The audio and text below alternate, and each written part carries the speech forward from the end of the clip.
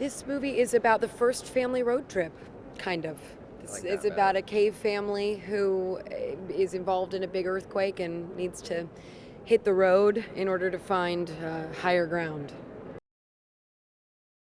I play Guy, who's a young wanderer who meets up with the Croods, and Guy is somewhat more evolved simply by virtue of the fact that he's been living on his own for so long. He's been alone, so he's had to kind of become sort of fast on his feet. So he meets up with them, and they are essentially about to die because they are living in a cave and refuse to leave because they think it's safe, but their cave collapses upon them, and because of this, they're kind of cast outward into the world and have to sort of fend for themselves.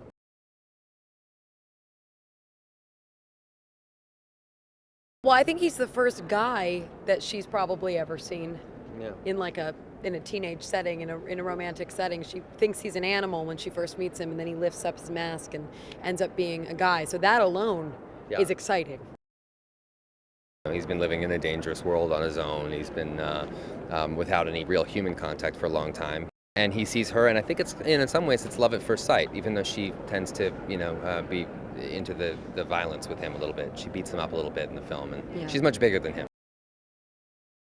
Eep is the oldest daughter of the Croods. She's a teenager and kind of follows a teenager's mold in the sense that she kind of wants to get out of the house and stop being, stuck in her parents' rules. I really enjoy the I didn't first like that shoes. Yeah, I do too. That First was a cool shoes. moment. Good moment. Yeah, my character Guy creates for Emma's character Eep a pair of shoes in order to allow her feet to not be ravaged by the outside world. And fire. There's fire. I introduced the family to fire. Mm-hmm. I'm a pyromaniac shoe designer in the film. That's what I play.